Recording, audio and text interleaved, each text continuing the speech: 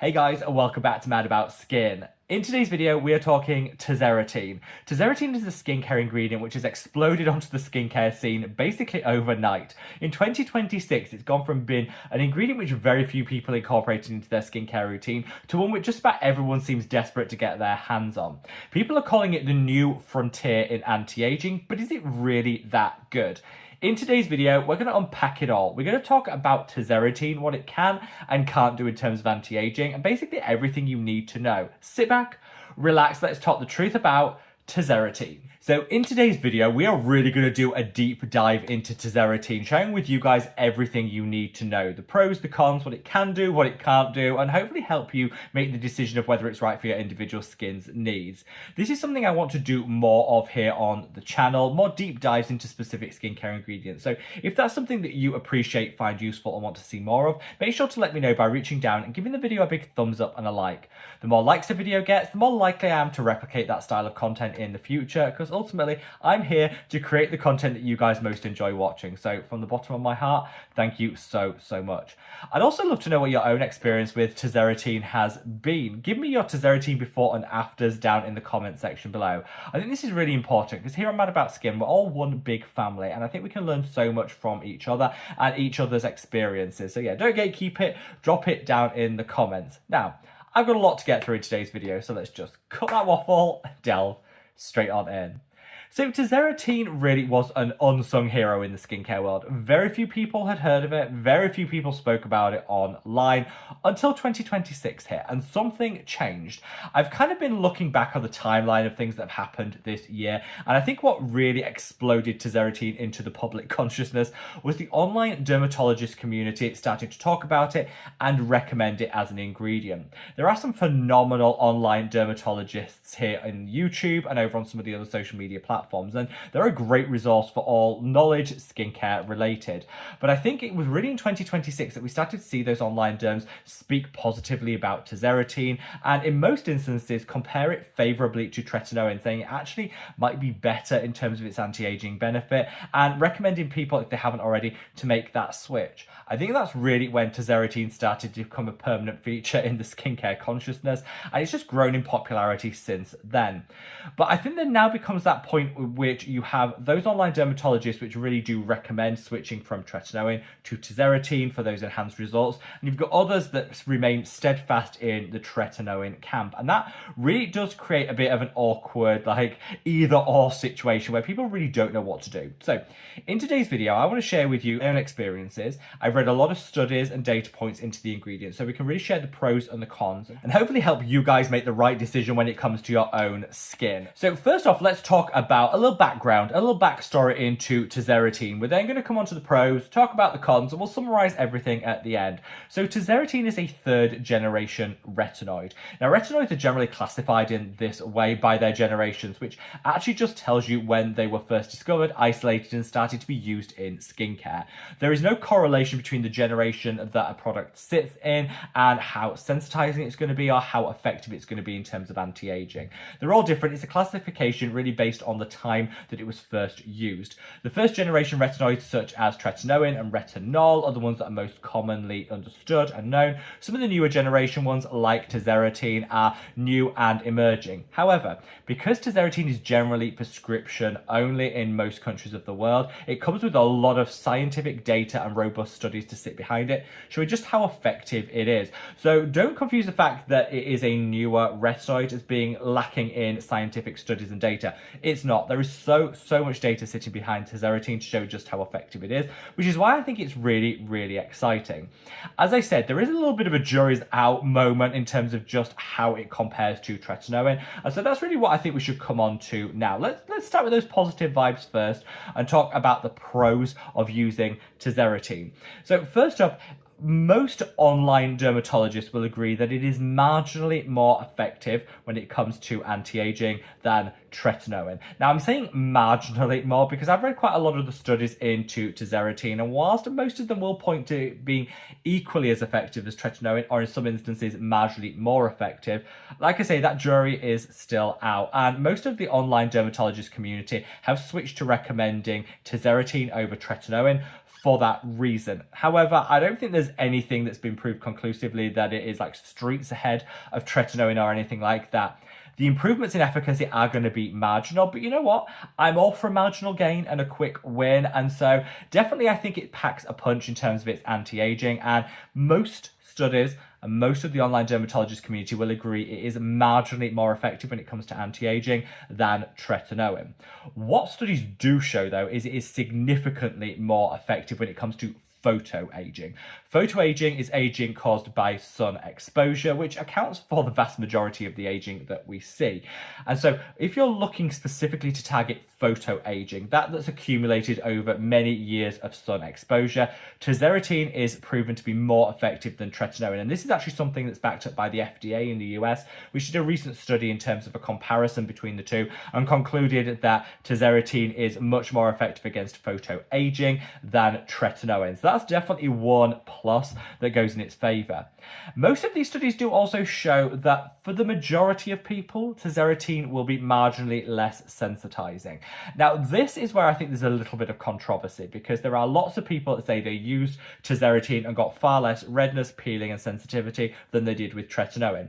However, there are some people out there, and if you're one of them, drop it down in the comments, who will say actually you experienced more sensitivity with Tazarotene. And I think this just all comes down to the fact that our skin, like us, is unique. What works well for one person might not work well for another, and vice versa.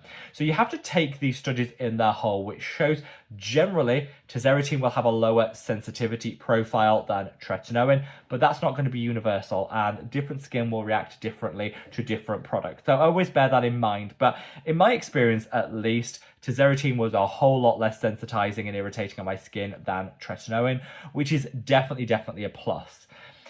I think the main benefit from Tazarotene is that it is a great option for people that can't tolerate tretinoin. There are a whole swathe of people out there, myself included, that just cannot tolerate tretinoin. It's too sensitizing, too irritating. You never get past that retinoid ugly stage. It just constantly causes redness and sensitivity.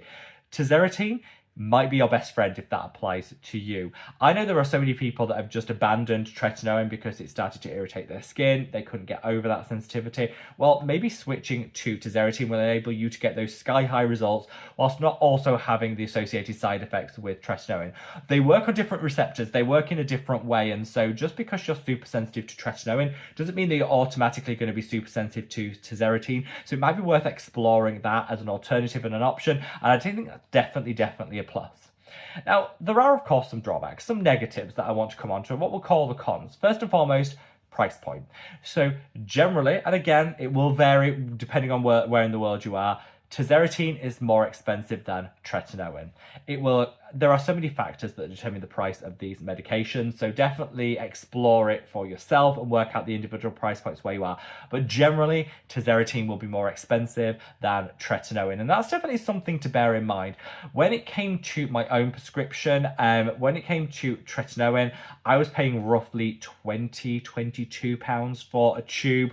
When it came to Tazarotene, it was something in the region of 32. So there's roughly a £10 in UK money, a £10 price differential. That wasn't a barrier for me, but it might be for others out there. So it's definitely worth mentioning that. And I do know from other people sharing their experiences in some countries, Tazarotene can be a lot more expensive. So it depends where you live. I think we also have to call out that there are fewer strengths. So with tretinoin, how you should always approach it is start with the lowest strength and work your way up. And because there are between 3 and 5 strengths, depends which brand you go with, in tretinoin, it's easier to sort of gradually increase that. You don't really have that with Tazarotene, where traditionally there are only 2 strengths, a mid-strength and a high strength. And so really, if you're somebody that's thinking of using Tazarotene for the first time, make sure that you're an established retinoid user first. Either you've used a low dose tretinoin and then you transition onto the mid dose of Tazarotene, or you've been using high strength over-the-counter options like retinol for a period of time, meaning your skin has become accustomed to retinoids. You can then go in with that mid strength of Tazarotene. I think it's a less user-friendly because there aren't those like 3 strengths to graduate your way up through. You kind of already have to have experience with other high strength retinoids before you then go in with that mid strength option. That wasn't a problem for me because I was the perfect candidate for that. I've been using high strength retinoids for years. However, for somebody that's looking to start Tazarotene or almost like as a beginner, it's not really going to work. You're going to have to start with something else and build your way up. But again, speak to your prescriber, your medical professional about that, and I'm sure they'll be able to come out with a plan of how you can integrate it. But I find that as a result, it's a slightly less user-friendly, particularly for beginners. And then last but by no means least on the cons, it can be hard to get.